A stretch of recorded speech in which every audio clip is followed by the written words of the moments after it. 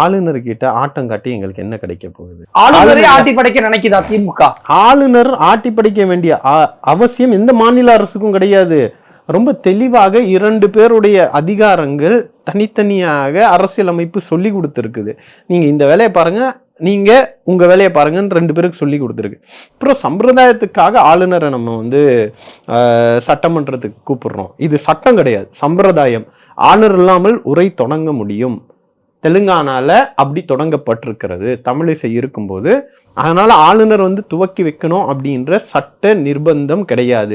இது ஒரு சம்பிரதாயம். அந்த சம்பிரதாயத்தை கடைபிடிக்கணும் அப்படின்னா நாங்க போறோம். நாங்க பவரை காட்டணும்னா ஆளுநரை கூப்பிடாம தொடங்கி வைக்கலாம். சட்டத்துல அதுக்கான இடம் இருக்கிறது, அனுமதி இருக்கிறது. ஆனா நம்ம அதை பண்ணல. சம்பிரதாயத்தை இந்த சுதந்திர இந்தியாவில் கடைபிடிக்கப்பட்ட அந்த சட்டமன்றத்துக்கான சம்பிரதாயம் மரபையும் காப்பாற்ற வேணும் அப்படின்றதுல எவ்வளவுதான் முரண்பட்டு நிற்கக்கூடிய ஆளுநராக இருந்தாலும், தமிழ்நாடு அரசு எதிர்த்து கொண்டிருக்கக்கூடிய ஆளுநராக இருந்தாலும், நாங்க அந்த மரபை மதிச்சு அழைப்பிதழ் கொடுக்குறோம். வராரு, வந்துட்டு அவர் வேலையை பண்ணிட்டு போக வேண்டியதானே.